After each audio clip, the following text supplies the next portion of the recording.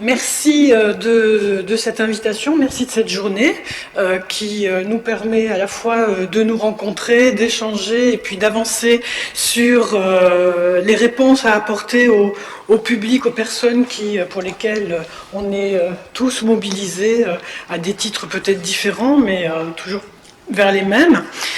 Alors, en gros, un centre ressources illettrisme et analphabétisme. Ce matin, on a parlé de centre ressources au sens large. Donc, ce qui est important de retenir, c'est que quand on est inscrit, on porte le numéro vert. Un numéro vert illettrisme, infoservice. Alors, il s'appelle illettrisme, mais on répond bien sûr aussi à toutes les problématiques autour de l'alphabétisation et du français langue étrangère.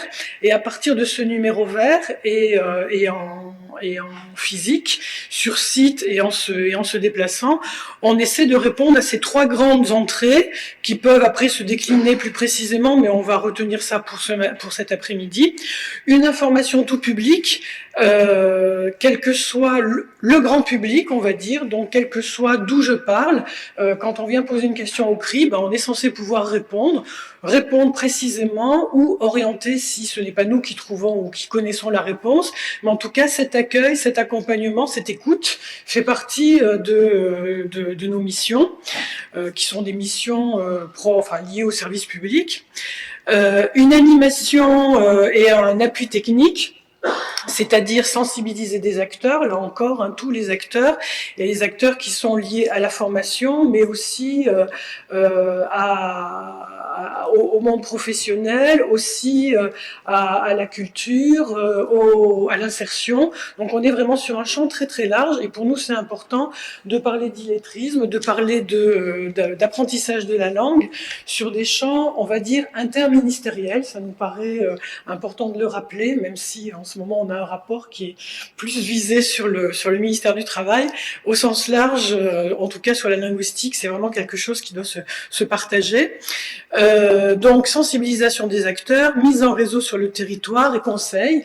Le conseil, c'est notamment dans les lieux ressources où on est, un centre de documentation où on diffuse des informations, de la doc, des ressources en ligne, des ressources papier, des ressources sous des formats divers, et du conseil, parce que les gens qui viennent nous interpeller attendent de nous aussi de savoir comment mieux faire, avec quoi, sous quelle forme, dans quel cadre, et ça nous permet, c'est aussi une proposition de pouvoir fournir des ressources. Ça sera l'occasion d'en parler tout à l'heure, ma collègue prendra le relais à cette occasion-là, et c'est vraiment l'idée d'essayer de mettre à disposition à la fois nos compétences et les supports et les ressources qui sont les nôtres au service des intervenants de terrain, d'une part, et puis des décideurs aussi, parce que quand on réfléchit à des diagnostics sur des territoires, quand on s'intéresse à la façon dont les actions se mènent, évoluent, dans les idées où on peut être aussi force de proposition, c'est vers des décideurs qu'on va plutôt se tourner, ou qui parfois se tournent vers nous. Et puis dans un troisième temps, c'est ce qu'on appelle la capitalisation de production, la diffusion de ressources, l'ingénierie pédagogique, comment on monte une action, comment on crée un cahier des charges, comment on accompagne autour de toutes ces problématiques. Ça fait partie effectivement de nos missions. Et même si c'est pas précisé ici, c'est aussi parfois de l'expérimentation de terrain. Donc c'est pas de la formation pure, on prend pas la place des OF, mais par contre effectivement il nous arrive d'expérimenter dans des cadres précis, dans des contextes précis. Actuellement on expérimente par exemple le chèque haptique, le pass numérique alors là on est sur les publics en situation d'illettrisme. Dans la Nouvelle-Aquitaine, l'expérimentation est liée effectivement aux migrants. Le pass numérique, c'est quelque chose, c'est la mise en œuvre qui est en train de commencer à se dérouler, et on a expérimenté sur des publics spécifiques.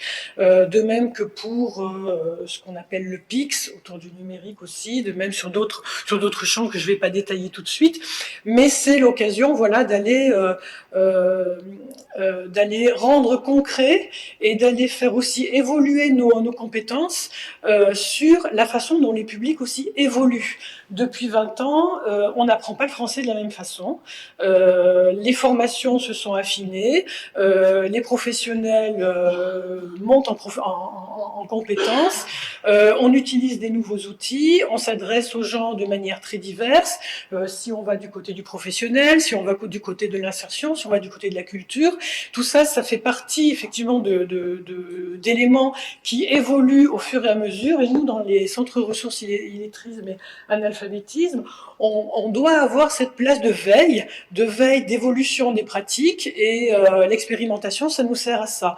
Donc on n'est pas juste chez nous dans nos livres en train de se dire voilà comment on travaille, on va aussi sur le terrain, on va aussi vous rencontrer les uns et les autres, et c'est aussi, alors je vais faire le lien avec la cartographie en même temps, c'est aussi ce qui nous permet maintenant de faire ce lien avec les propositions d'action de terrain, mais parce que depuis que l'écrit existe, c'est-à-dire plus de 20 ans, pour certains d'entre eux, en tout cas au moins 10 ans pour la plupart d'entre nous, faire des listes d'actions, avoir des répertoires d'organismes et d'associations qui répondent au public, ça fait partie de nos missions depuis qu'on est inscrit, depuis qu'on a signé un canevas, voilà, avec des interlocuteurs comme l'Agence nationale ou éventuellement d'autres décideurs, d'autres institutionnels. Cette façon-là d'accompagner les questions qui nous sont posées, ça existe depuis très longtemps, mais les outils n'étaient pas ceux de maintenant.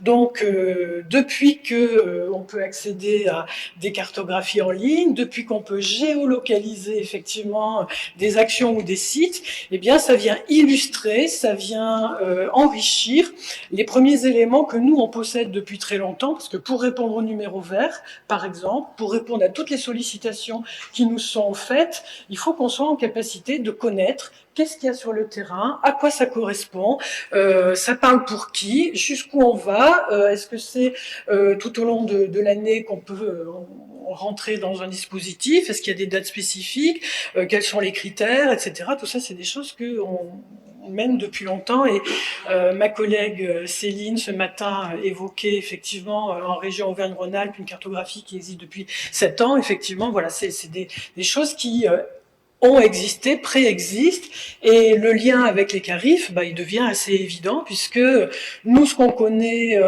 au plus près, c'est les actions de terrain. On a parlé du bénévolat, oui, ça fait partie des actions qu'on connaît, qu'on peut ou pas promouvoir selon les demandes qui sont faites dans ce contexte-là. Bon, j'ai complètement dévié de mon diaporama, mais enfin ça, c'est un peu mon habitude. Donc, je reviens pas. Tu ne le passerais pas entièrement. Non, alors voilà, déjà j'en ai fait 8. Voilà, ça je l'ai dit.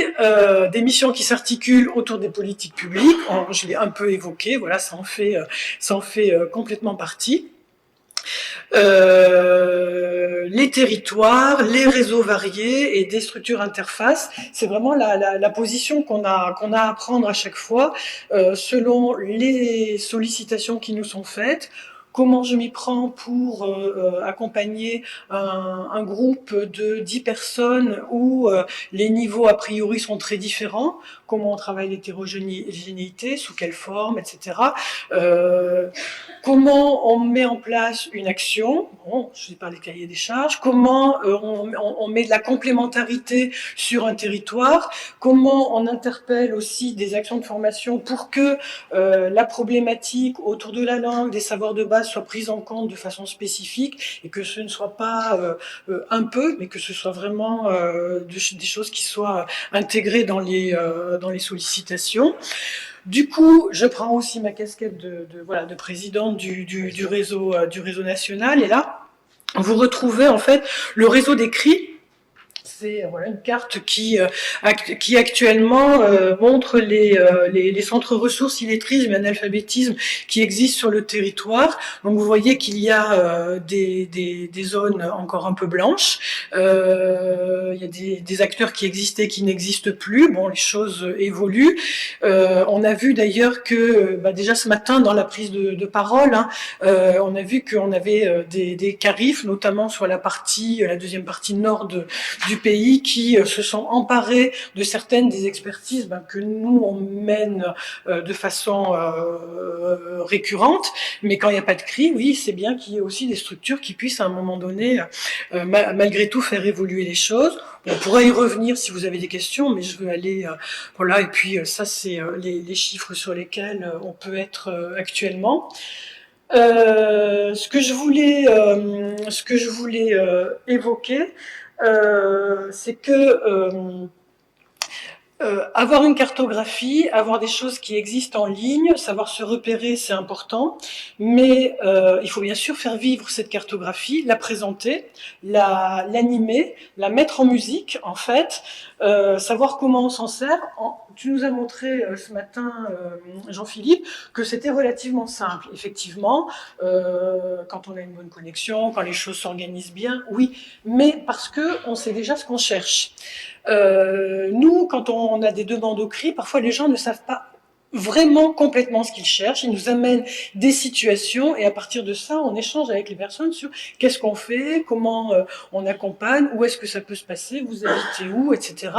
Donc cette partie fine dans laquelle on est dans un dialogue, dans une interaction, on va dire en direct, éventuellement par mail, mais aussi au téléphone ou en direct, ça fait vraiment partie de la fin d'aller jusqu'au bout de l'information. Parce qu'on sait que ce moment-là, par rapport à des travailleurs sociaux, par rapport à des gens de terrain qui sont pas forcément dans la formation professionnelle, mais peut-être sur des champs plus larges, sont pas toujours complètement au fait de ce qui existe. On a vu aussi que ça pouvait être très complexe. Notre collègue d'Île-de-France, du CRI Île-de-France ce matin, moi j'ai beaucoup aimé ces diapos complexes parce que c'est exactement ça, le contexte dans lequel on est tous, ça fait vraiment partie de la façon dont on travaille. Et donc du coup, c'est aussi l'occasion de faire avancer ces éléments. Tu confirmes qu'en dehors de l'information, le travail d'écrit est essentiellement, comme des Cariforef, c'est aussi un travail de professionnalisation autour de ces outils-là.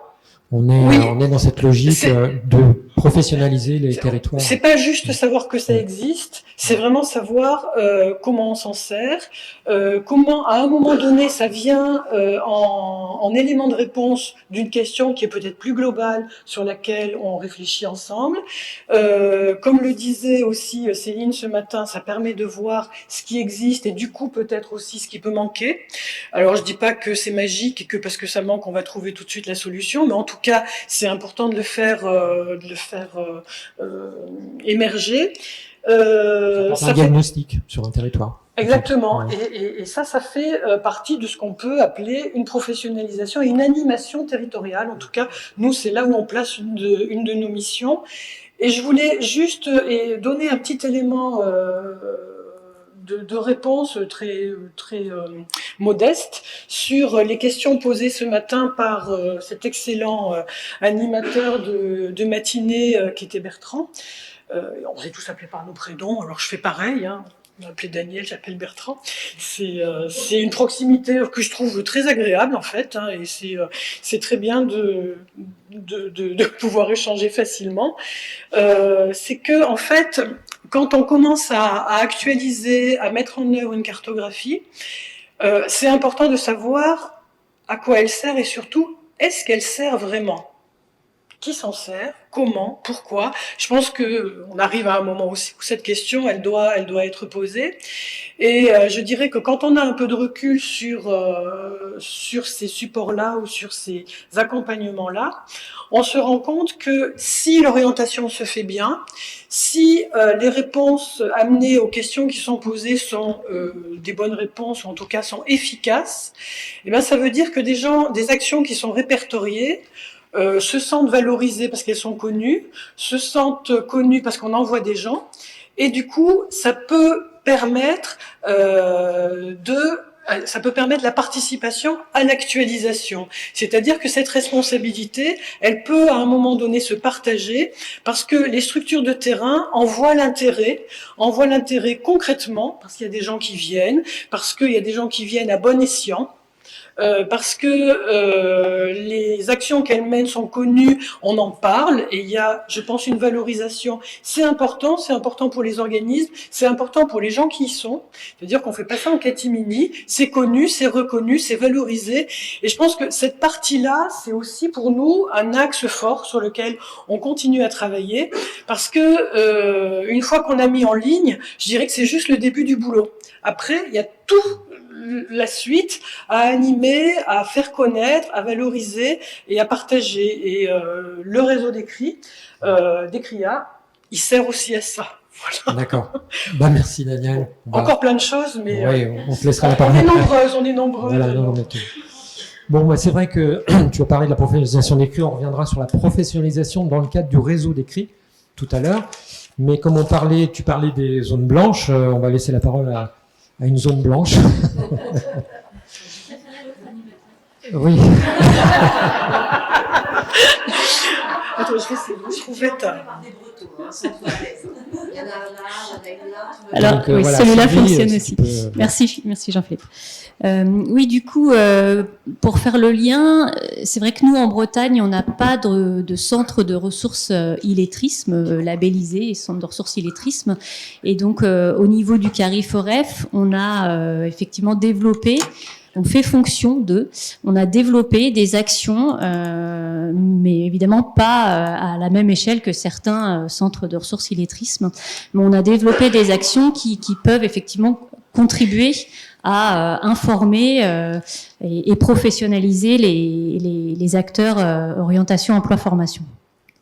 Donc, je voulais surtout vous parler d'une action qu'on a mis en place parce qu'elle est très en lien donc avec la cartographie dont on parle aujourd'hui. C'est une action donc qu'on a pu mettre en place en fait parce qu'on a noué un partenariat avec la direction régionale de l'OFI et donc on les a sollicités pour pouvoir mener une action de sensibilisation. En fait, cette action croise les besoins qu'on a pu rencontrer, des besoins de professionnels de l'orientation dans le cadre du service public régional de l'orientation en Bretagne, donc le SPRO breton, puisque en fait la remontée de besoins en termes de professionnalisation de ces acteurs nous faisait apparaître en fait des besoins en termes de meilleure connaissance de ces publics, meilleure connaissance des statuts de ces différents publics et des solutions formation ou solutions accompagnement vers l'emploi.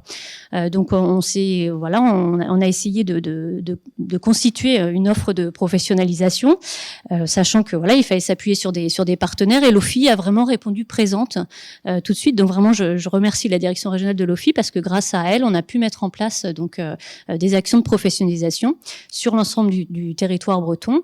Et donc cette action de professionnalisation c'est autour de l'accueil des étrangers en France. Donc l'idée, on part en fait des besoins du professionnel de l'orientation. Donc l'objectif de cette action, c'est une action de sensibilisation, d'information et de sensibilisation.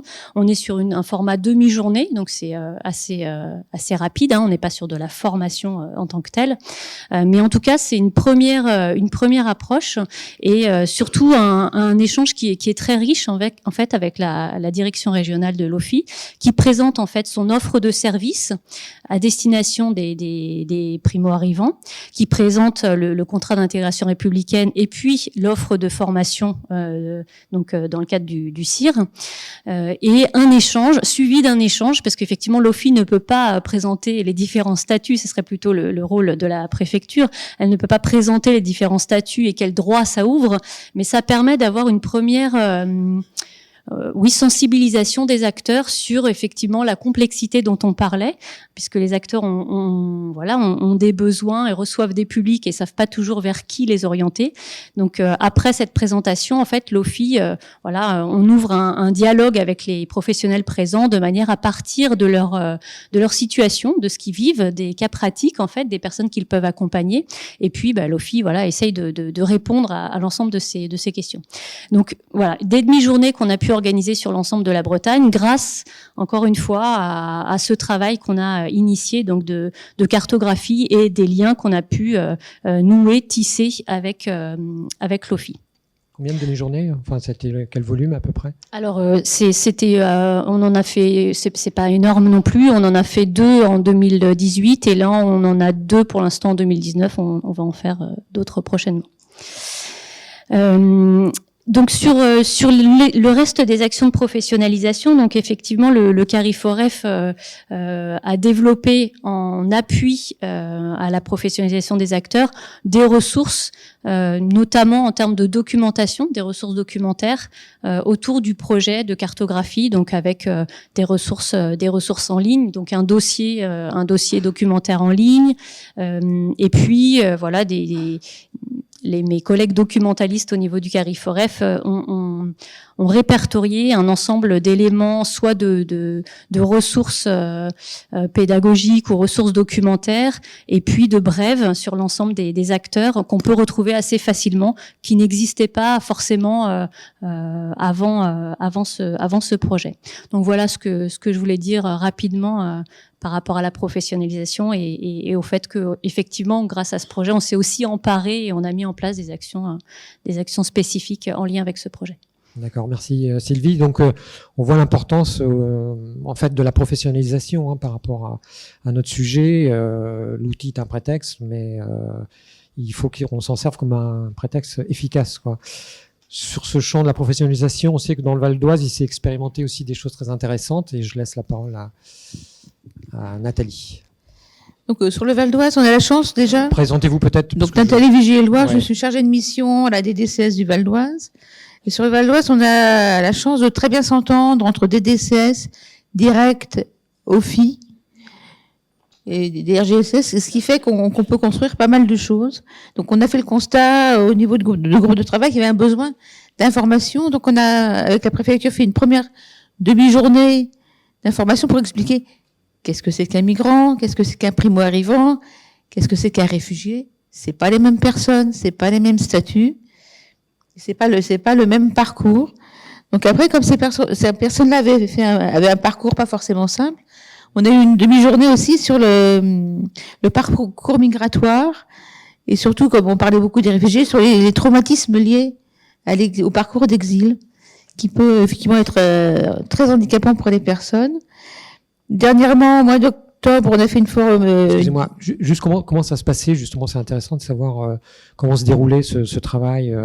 Donc pour la première demi-journée, c'est la préfecture, c'est les opérateurs, c'est l'OFI qui a expliqué ce que c'est que le CIR.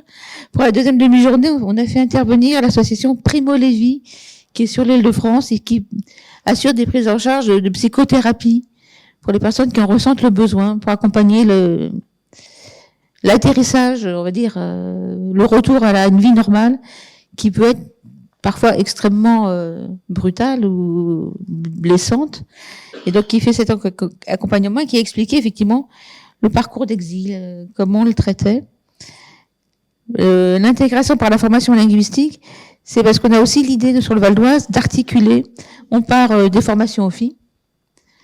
Formation aux filles, oui. Donc, et après, pour continuer, parce que le niveau A1 validé à cette issue, ça ne suffit absolument pas pour une intégration professionnelle des personnes. Tous les employeurs renvoient ce constat. Il faut aller au-delà du niveau A1. Et donc, on a l'idée d'articuler, d'enchaîner formation aux filles, Bob 104, Bob 147. Continue aussi sur ce qui est mis à disposition par le Conseil régional Île-de-France en offre de formation. Dispositif Cléa. Donc vraiment, emmener les personnes le plus loin possible dans le parcours de formation. Et donc, après, dans les demi-journées, on va faire tout ce qui est insertion professionnelle et pour des actions qui allient la formation linguistique, la formation professionnelle et l'accès au logement. C'est pas que Hope. Il y a d'autres dispositifs qui permettent aux personnes d'aller. Et là, on va en province, il y a Emploi et Toi, il y a Émile, donc qui permettent de construire un parcours mais combiné. On va pas assurer une approche systémique un peu de. Voilà. de la personne. On ne va pas traiter un problème par un seul angle. Il faut que les personnes puissent être construites. Et donc, celle-là, c'est le 10 décembre, donc c'est la semaine prochaine. Après, on va faire aussi tout ce qui est parcours santé, prise en charge du handicap. Parce que les personnes primo-arrivantes, migrantes, allophones, ont aussi besoin d'être accompagnées, épaulées sur ces points-là.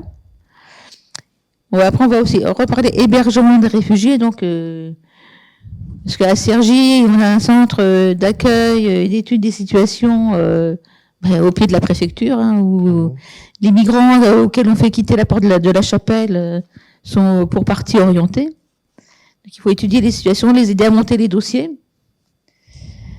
Et donc après, l'hébergement d'urgence, l'accès au logement intermédiaire et l'accès au logement tout seul, en solo, comme des grands. Et donc après, on souhaitait aussi construire des modules d'approfondissement, parce que là, c'est que des demi-journées qui donnent quelques éléments, quelques pistes. Et on souhaitait aussi, avec l'appui, ou de l'AFPA ou d'un opérateur dont c'est le métier de faire de la formation professionnelle, de construire des modules sur une journée, 2 journées, vraiment pour approfondir ces sujets-là. Et aussi, on fait aussi un gros travail pour le référencement de l'offre, d'inciter les opérateurs à se référencer. Et nous, on essaie aussi de faciliter le travail. On fait le tableau du BOP 104, du BOP 147 qu'on donne à Défimitié et Réseau Alpha pour compilation. Donc, on a souvent un rappel de Christine Barrelabre qui demande est-ce qu'il y a des nouvelles choses dans le tableau ? Est-ce que je peux en avoir une copie ? Donc, on lui transmet très volontiers, effectivement, les éléments pour compiler le tout. Donc, on fait la synthèse et on transmet. Et on incite aussi les opérateurs, et on va maintenant les mettre dans les conventions de financement pour les obliger à se référencer, à s'inscrire dans les dispositifs de référencement. Ouais. Et on a un opérateur un gros opérateur, qui a les villes de Garges, qui au mois de novembre a gentiment accueilli Réseau Alpha et je pense Défimitié aussi, et Christine, je ne sais pas si vous y étiez, pour montrer comment fonctionnait la plateforme de référencement pour s'inscrire. De sensibilisation sur le. Voilà, pour s'inscrire en ligne, y compléter et savoir comment se compléter les rubriques pour se signaler. Donc c'est un gros travail de professionnalisation qui s'est appuyé sur une collaboration entre partenaires et structures. Pouvez-nous redire les partenaires qui ont travaillé? Alors les partenaires où effectivement on sait pas, on se téléphone pas tous les jours, mais au moins 2 ou 3 fois par semaine. Oui. C'est l'Office, la Direct, c'est la DDCS. On a aussi souvent des métiers. On travaille bien aussi avec c'est Sophie Sarrazin. Le centre de ressources illettrices. Je dis c'est dénonce Sophie. Mais parce qu'il y a elle est pas là. Elle est pas là. Mais c'est une vieille histoire, le centre de ressources. On travaille sur l'illettrisme. Bon, en tout cas, très bien. C'est un beau travail, un beau projet que vous menez, qui doit résonner, à mon avis, ici dans la salle, avec peut-être des expériences qui se font ailleurs, ne serait-ce que je pense en Normandie aussi. Donc, on laissera la parole peut-être tout à l'heure. Mais je crois aussi que des choses comme ça c'est un bel exemple, en tout cas. Marche aussi sur la belle entente. Qu'il peut y avoir au niveau local, au niveau territorial, et même avec certains opérateurs qui jouent parfaitement le jeu. Si on a cet objectif ambitieux ensemble, que les personnes primo-arrivantes, les migrants, acquièrent un niveau B1 à l'écrit, c'est-à-dire soient à l'aise dans toutes les situations de la vie courante, à l'oral et à l'écrit, pour que toutes ces personnes-là acquièrent ce niveau, il va falloir se mettre tous ensemble. Nous, dans les centres ressources illettrisme analphabétisme, notre spécialité, ça va être ceux qui n'ont pas été scolarisés dans leur pays d'origine. Ceux-là, il va falloir un effort spécifique pour que en 5 ans, ils arrivent au niveau B1 écrit. Et ce que je voulais dire un petit peu, avant de rentrer dans des dimensions techniques, c'est que apprendre la langue, ça veut pas dire être toujours en formation. C'est pas un parcours. On n'apprend pas une langue uniquement en faisant de la formation dans un organisme de formation spécialisé. Si on se décale un petit peu et qu'on se dit si je pars vivre en Chine, qu'est-ce qu'il va me falloir ? Il va me falloir des cours de chinois, parce qu'en plus le chinois, ça va pas être très très facile. Je fais exprès de prendre le chinois et pas l'anglais. Il va falloir des cours de chinois, mais il va falloir aussi que je rencontre des Chinois avec qui je parle. Et voilà. Et en fait, tout ça va me permettre petit à petit d'acquérir la maîtrise orale de la langue et la maîtrise écrite. Si c'est moi, Laurence, qui part, j'utiliserai toutes les compétences acquises en français pour apprendre le chinois. Si c'est un de mes collègues qui n'a jamais été à l'école, il va falloir en plus qu'il apprenne à lire et écrire. Et il va le faire en chinois. Voilà, c'est ce que vivent certains réfugiés quand ils arrivent sur le territoire. Je parle des réfugiés parce que c'est un public qui est moins scolarisé que les primo-arrivants et sur lequel il y a une attention spécifique. Donc on salue l'effort qui a été fait par l'État pour renforcer les heures à l'arrivée des primo-arrivants. Mais vous l'avez déjà dit, ça va pas être forcément suffisant. Donc, c'est tous ensemble qu'on va réussir à permettre une action de qualité et notamment sur la professionnalisation. Comme j'ai déjà parlé un peu plus longtemps que prévu, j'ai juste un petit peu, ça a un petit peu sauté. En région Provence-Alpes-Côte d'Azur, le centre ressources, c'est la même chose, oui, ok. Oui, parce qu'il est coupé. J'espérais que là, il soit pas coupé pour vous, mais bon. LibreOffice versus PowerPoint, bagarre. On s'appelle centre ressources illettrisme, mais c'est à l'époque où le mot illettrisme, il avait un S. C'est-à-dire que on ne se préoccupait pas de savoir si la personne, elle avait été scolarisée dans son pays ou pas. Ça voulait juste dire que à l'âge adulte, elle maîtrisait pas les compétences de base. C'est ça que à l'époque, en 1997, on mettait derrière le mot illettrisme. Il y avait un S. Aujourd'hui, le mot illettrisme, il a été défini et de façon plus précise. Voilà, on a rajouté le mot analphabétisme pour que tout le monde soit bien au clair sur les différents publics. Je fais des petites parenthèses, mais c'est voilà. Parfois, elle crée des confusions. Notre centre ressources illettrisme, dès le début, il a été financé par à l'époque, ça s'appelait le FAS. Donc qui est maintenant la DRJSCS, par la DRTEFP, qui est maintenant la Directe, par le Conseil régional et par la protection judiciaire de la jeunesse, donc par de façon, je dirais, interministérielle, côté État, et par la région. Aujourd'hui, nos missions, elles sont inscrites dans le contrat de plan État-région, donc elles montrent qu'il y a un accord de l'État et de la région sur la nécessité de travailler sur cette question en région Provence-Alpes-Côte d'Azur. Ça aussi, c'est un point primordial parce que ça va permettre tout le reste. Ça va ouvrir la mise en place d'actions partenariales sur le territoire. Notre travail, nous l'articulons sur le territoire avec les autres centres ressources qui ont contractualisé dans le contrat de plan État-région, à savoir le CARIF Espace Compétences, donc le CARIF de PACA, et l'ORM, qui est l'OREF de la région PACA. Sur l'ensemble de nos missions socles qui vous ont été présentées par Daniel, nous travaillons ensemble. Nous travaillons ensemble sur l'information tout public, sur le numéro vert. Quand on nous appelle sur le numéro vert, si c'est une problématique qui va renvoyer plutôt par exemple à de la formation qualifiante, nous renvoyons sur le numéro vert du CARIF PACA. Si on est sur des actions de veille, de documentation, on mutualise. C'est-à-dire que on peut pas tous tout faire. Le CARIF a une veille en ce moment, par exemple, fait une veille sur la réforme de la formation professionnelle, dont nous nous servons, que nous relayons aux acteurs de notre réseau. À l'inverse, nous avons une veille plus précise sur les questions d'apprentissage de la langue, sur la certification CLEA, etc. Enfin, sur les dispositifs qui concernent les compétences clés. Enfin, pour aller vite, pour le dire. On travaille ensemble sur la professionnalisation, puisque c'est quand même l'objet de la table ronde. Quand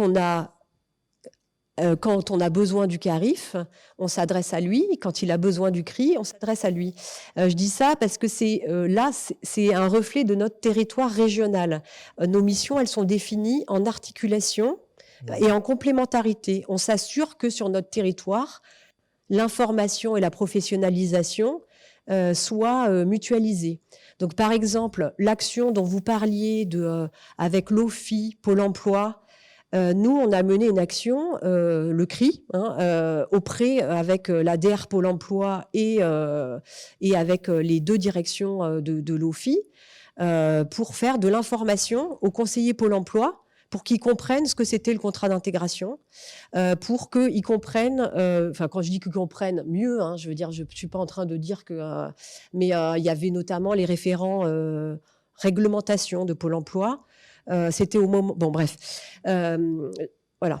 Tu sous-entends, en fait, pour revenir quand même à notre cartographie, qu'il pourrait y avoir une complémentarité, un travail entre le CARIF et son illettrisme autour de ce nouvel outil de cartographie qu'on a. Merci de me recentrer parce que c'était le point sur l'information et sur le répertoire, nous travaillons ensemble de façon très précise. Et on va le contractualiser parce que des fois c'est bien de formaliser des pratiques de terrain qui se font. Le CARIF PACA est en charge d'actualiser tout ce que relève des marchés publics, tout ce qui a été présenté, mais notamment pour ce qui concerne nos thématiques, il y a notamment le marché de l'OFI, il y a les marchés du conseil régional. Donc tout ce qui est marché public, c'est eux qui recensent. Ils nous transmettent les données. Nous nous occupons du travail de fourmi, celui des actions socio-linguistiques. C'est-à-dire que oui, alors les ASL, c'est un mot que nous n'utilisons pas dans notre région, que nous n'avons jamais utilisé. Non, mais je dis ça parce que le CARIF m'a dit, c'est quoi les ASL? Je dis, c'est normal que vous connaissiez pas. Dans notre région, il n'y a pas d'ASL. Il y a des actions socio-linguistiques à visée professionnelle, à visée sociale. Enfin, voilà, c'est pas une terminologie qui existe sur notre territoire. Il n'y a aucun ASL à proprement parler. Même s'il y en a qui ont adhéré à la charte de Radia, mais c'est tout. Voilà. Donc on fait de l'échange d'informations. Alors je vais vous épargner les dimensions techniques qui vont n'intéresser personne pour faire. Si ça les intéresse, on n'a plus beaucoup de temps. Voilà. Hop là. J'ai demandé à Jean-Philippe de me donner un coup de coude dès que je parlais trop. Donc un petit point sur la plateforme d'Encanstock. Il y a des flyers qui sont à la sortie. Je vous invite à en prendre plus qu'un si vous en avez besoin. N'hésitez pas à les diffuser sur vos territoires. C'est un outil que nous avons co-construit avec l'appui de la DAEN et sur nos territoires des DRJSCS, CGET et compagnie. Compagnie, c'est bien pour les fondations. Donc, c'est un outil qui est émergé du terrain à partir des questions. Je ne sais pas si vous arrivez à lire, oui. À partir des questions qui nous sont posées dans l'écrit. Donc, des questions des intervenants sur le terrain. Comment je débute avec une personne qui parle pas du tout français? Eh ouais, c'est pas très très simple. Hein. Comment on va accompagner l'apprentissage. Et donc là, vous avez les questions auxquelles la plateforme va amener des premiers éléments de réponse. En ligne, tout est gratuit. Deuxième chose, on a mis en place en complément des webinaires.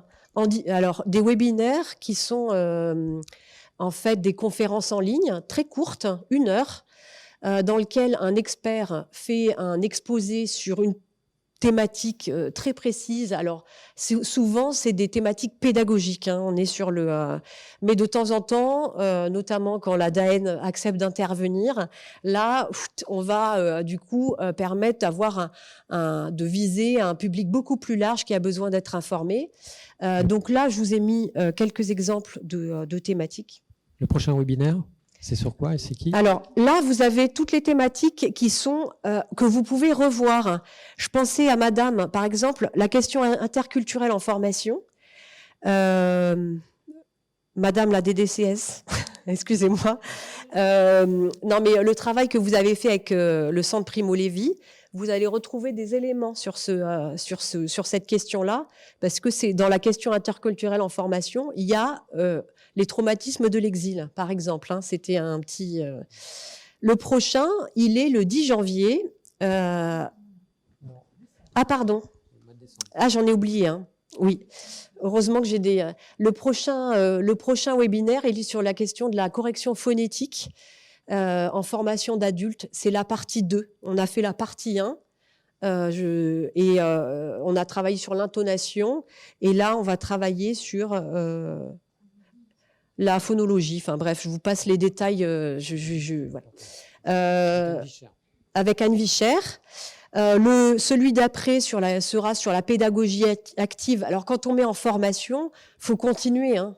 En formation pour les personnes, pour l'apprentissage de la langue française. C'est noté, enfin, voilà, le 14 février, ça devrait être, je dis ça parce qu'on attend une petite validation, Marie-Eliade Ferrari, autour de la construction de parcours. En fait, la suite des webinaires, c'est tous les seconds vendredis du mois. Et je ne vais pas vous révéler les thématiques suivantes. Vous aurez tout en vous abonnant à la newsletter docenstockfrance.org. C'est bien ça, hein, pour pas parler trop longtemps. Merci, Laurence. Donc nous, ce qu'on porte, c'est un projet de convention cadre de partenariat donc entre le réseau des CRI et le réseau des Cariforef. Avec là, je vais juste vous énoncer quelques principes sur lesquels on pense commencer à travailler. Donc c'est voilà, ça a vocation à être approfondi, à être précisé. Donc soyez pas trop durs. Mais en gros, l'idée c'est de travailler premier point sur tout ce qui est échange, mutualisation autour des données et des ressources liées à la formation linguistique des primo-arrivants et sur d'autres champs qu'on pourrait identifier ensemble. Voilà, ça me semble. Deuxième point, ce serait tout ce qui est coopération en matière donc d'ingénierie informatique, pédagogique, éditoriale et de services qu'on pourrait proposer donc pour répondre aux besoins des usagers, qu'ils soient professionnels ou grand public. Hein, c'est vrai que nous, en tant que Cariforef, on est de plus en plus aussi en train de développer des outils qui touchent le grand public. Donc voilà, travailler ensemble aussi sur ces sujets-là et en tenant compte, bien entendu, à chaque fois donc des spécificités régionales, des évolutions des besoins et s'adapter et faire en sorte que ça se réponde. C'est vrai que tout à l'heure, je pensais au conseiller OFI. Voilà, il peut aussi y avoir des espèces de kits orientation. Enfin, je dis ça pour le conseiller OFI qui vont simplifier les tableaux hyper compliqués qu'on a vus ce matin et qui vont faire en sorte que la personne va se dire bon bah c'est bon, je vais pouvoir conseiller efficacement mon bénéficiaire. Troisième point, la mise en réseau de services. qui pourraient permettre du coup de services existants ou à venir d'ailleurs, qui pourraient permettre une meilleure cohérence dans l'information délivrée aux usagers, un enrichissement mutuel des savoir-faire et des contenus donc délivrés. Donc voilà, travailler, qu'est-ce qu'on peut mettre en réseau, comment on peut faire en sorte voilà d'articuler nos outils, doc en stock sur notre site, la carto sur le vôtre, enfin voilà que ça vive, que ça s'alimente et pas que ce soit des outils figés qui fonctionnent voilà sans s'enrichir les uns les autres. Quatrième point, tout ce qui est études, recherche, développement et innovation, sur des outils, des services à l'intention des professionnels comme du grand public, au niveau régional comme au niveau national. Je pense qu'il faut qu'on arrive à trouver la bonne articulation. Il y a des choses qui ont vocation à se développer que au niveau de certaines régions. Il y a des choses qu'on peut porter peut-être à un niveau plus interrégional, national. Enfin, voilà, à voir ensemble. Et bien entendu sur le sujet de la professionnalisation, donc comment on s'articule, comment poser les choses pour faire en sorte aussi qu'il n'y ait pas de zones vraiment blanches, de zones où il n'y a pas, ou alors on n'a pas travaillé ensemble et donc on a oublié quelque chose. Et aussi, je parlais de bienveillance, mais aussi critiquer avec bienveillance dans le sens se dire là vous avez oublié ça, on peut vous apporter ça, enfin voilà, des choses comme ça. Donc nous c'est un peu ce qu'on souhaite porter. Je sais pas si tu veux ajouter quelque chose par rapport à ça ou... Juste le fait qu'il faut arriver à bien l'organiser. En fait, il y a déjà plein de bribes de tout ce que tu as évoqué, Linda, qui existent ou chez les uns ou chez les autres, mais qui sont pas encore formalisées et puis qui sont parcellaires, quoi. L'intérêt, c'est que on puisse l'harmoniser et faire en sorte que les publics, les personnes pour lesquelles tous ces efforts, tous ces travaux sont faits, trouvent au final une meilleure réponse, une réponse plus rapide et qui concerne directement les questions ou les problématiques qui sont posées. Si on arrive à mieux faire ça ensemble, je pense que ça sera déjà une perspective intéressante et je dirais motivante aussi pour des équipes. Voilà, parce qu'on sait ce pourquoi on travaille, vers quoi on tend et du coup, ce que tu évoquais comme éléments critiques ou autres, c'est vraiment des choses qui sont de l'ordre de l'intérêt commun. Et la critique, elle est intéressante quand on fait évoluer, quand on enrichit et quand du coup, on se dit que nos réponses communes sont plus intéressantes que différenciées et pas complémentaires. Je pense que chacun aura à cœur, a priori, d'y participer au mieux. Voilà, donc en tout cas, on est très, très intéressés pour partir dans l'aventure et la partager au mieux. Très bien. Bon, si on voulait résumer, c'est un chantier qui se termine, puis un plus grand qui s'ouvre. C'est un peu facile comme formule, mais bon, j'en trouve pas d'autres. Je suis pas animateur professionnel, moi. Mais bon, je pense que l'esprit est là. Ouais, d'accord. C'est tout à fait. Alors, maintenant, c'est à la salle, peut-être. Mais on va prendre une ou deux questions, pas plus, parce que le temps passe vite. Jérôme Leclerc, d'éducation et formation. Donc, je voulais rebondir sur ce que vous disiez tout à l'heure. Je vous rejoins pleinement dans effectivement, donc pour acquérir le niveau B1 pour une personne non scolarisée, non lectrice, non scriptrice, il faut 5 ans. Et la question, c'est comment concilier la création d'un parcours professionnel avec ce parcours de formation linguistique. C'est-à-dire 5 ans, ça reste tout de même long. Et là, je vous rejoins pleinement. Effectivement, l'apprentissage d'une langue, c'est pas uniquement sur les bancs du centre de formation, pour ne pas dire les bancs d'école. Et voilà, est-ce que vous avez une idée? Nous, actuellement, dans le cadre du dispositif de formation linguistique de la région, depuis le mois de septembre, l'AFPA est rentré comme sous-traitant. On propose donc à nos stagiaires volontaires de faire une période de 6 semaines en immersion à l'AFPA. Alors sur les métiers en tension, donc dans le bâtiment, dans la restauration. Les quelques stagiaires qui ont pu y aller, pour l'instant, ça se passe très très bien. au niveau professionnel, au niveau du savoir-faire. Et comme c'était dit dans le rapport Taché, on s'appuie sur les savoir-faire des stagiaires. Vraiment, on n'a que des bons retours et des stagiaires et de l'AFPA. Et là où le bas blesse, c'est que ensuite, lorsqu'on arrive au test d'entrée à l'AFPA, où le B1 est un prérequis, ça bloque, on n'avance pas. Et du coup, qu'est-ce qu'on pourrait essayer de mettre en place? Est-ce que, voilà, je sais pas, alors c'est une grande question, hein, je sais bien, mais voilà, comment contourner cet écueil? Est-ce qu'il faut abaisser les standards? Enfin, je ne sais pas. Voilà. Merci. Je ne sais pas qui souhaite répondre.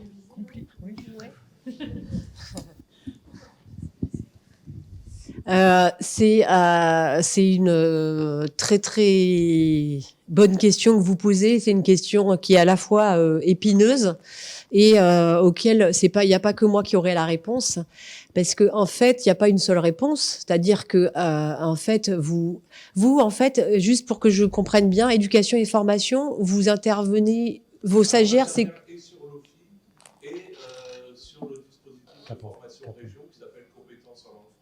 d'accord. Et dans ce dispositif, donc l'AFPA est rentré comme sous-traitant. Et dans le parcours linguistique de la personne, d'accord, j'ai compris. Une semaine d'observation, si ça se passe bien, on prolonge avec 5 semaines en immersion, où ils sont stagiaires à part entière de la formation professionnelle. Parce qu'en fait, quand je dis que la question et la réponse, elle va pas être unique, c'est que on va s'appuyer sur la personne, son projet. En général, quand on a, selon les personnes qu'on a en face de soi, elles vont avoir un certain nombre de contraintes et d'envies. Donc, contrainte, c'est de nourrir une famille. Donc, nourrir une famille égale travailler. Donc, auquel cas, passer 800 heures à apprendre la langue sans gagner d'argent, ça va être compliqué. Et donc, même si c'est obligatoire, même si voilà. On le voit, les dispositifs pour apprendre, il faut avoir quand même envie d'apprendre. Sinon, ça va moins vite. Donc, du coup, et tout ça donc, je sais pas, j'ai pas une réponse dans le sens où là, vous avez trouvé cette question de l'immersion. Il faut pas abaisser les standards. C'est pas les publics, les personnes, elles ont le B1, c'est un minimum. Enfin, je veux dire, dans la réalité, pour pouvoir être autonome dans la vie française, pour pouvoir se débrouiller avec la complexité de la vie en France, avec la dématérialisation à la fois des services publics, mais aussi dans le travail, le B1 oral et écrit, c'est un minimum. Si on veut offrir des conditions de vie décentes aux personnes, qu'elles soient indépendantes. Donc moi, je ne suis pas pour baisser les standards. Par contre, là où il faut voir, c'est... il y a un moment, j'ai entendu, les employeurs, si elles n'ont pas tel niveau, ils les veulent pas, ils les renvoient en formation. Ça dépend. Il y a des employeurs, on l'a vu dans certains dispositifs avec les réfugiés, qui ont pris des réfugiés et qui, dans le monde du travail, ont appris à parler français. Ça, c'est... après, c'est autre chose. Hein. Pour apprendre à lire, à écrire en français, c'est pas... Voilà. Donc, justement, excusez-moi de vous interrompre, le niveau B1, plutôt que de le viser à l'entrée, est-ce qu'on ne pourrait pas le viser à la sortie et considérer qu'il y a un moment, un apprentissage, on apprend en faisant? À l'entrée de quoi? De l'AFPA? Oui. Du dispositif qualifiant? Oui, tout à fait. La compétence technique, souvent, ils l'ont. Et là où le bas blesse, c'est dans les compétences au niveau du langage. Alors, nous, on a eu ce cas de figure qui s'est présenté dans notre région avec les apprentis. Les centres de formation d'apprentissage dans notre région, tout d'un coup, ont vu massivement arriver avec un contrat de travail des migrants, avec des profils, je dis migrants parce que c'était des profils ultra variés. Il y en avait qui n'avaient jamais été scolarisés, il y en avait qui étaient très scolarisés dans leur pays. En tout cas, ils avaient en commun le fait de se dépatouiller en français, mais à 2 moins. Voilà, voilà. Donc bon. Et qu'est-ce que ça donne? Qu'est-ce que ça a donné? C'est que ils ont raté le CAP. Le CAP, il y a un référentiel de diplôme qui est définie et ils n'ont pas réussi à l'avoir. Et pour les formateurs, ça a été un grand désarroi parce qu'ils avaient par contre des apprentis ultra motivés. Les employeurs étaient ravis et ils n'ont pas eu le CAP. Alors, qu'est-ce qu'on se dit? Le parcours est réussi parce que c'est des apprentis qui derrière se sont fait embaucher sans CAP. Je sais pas, moi, c'est pas moi qui décide. Je peux pas décider à la place des personnes. Moi, j'appelle ça une réussite. J'étais avec la directe la semaine dernière qui disait c'est un échec, ils n'ont pas validé le CAP. C'est pas, voyez, ça c'est selon comment on regarde. Je peux pas vous dire. Moi, je trouve que des personnes que en 2 ans elles se trouvent un emploi, et ben après, je me dis elles reprendront un parcours de formation qualifiante. Mais ça, c'est Laurence Buffet qui dit ça. Si on regarde le taux de validation du CAP de Digne, ben il a baissé. Parce qu'ils ont eu Digne, dans les Alpes de Haute-Provence, ils se sont retrouvés avec 60 primo-arrivants dans leur promo. Donc, bon, voilà. Et en fait, du coup, je sais pas quoi répondre à votre question, parce que ça dépend comment qu'on s'organise politiquement, territorialement, etc.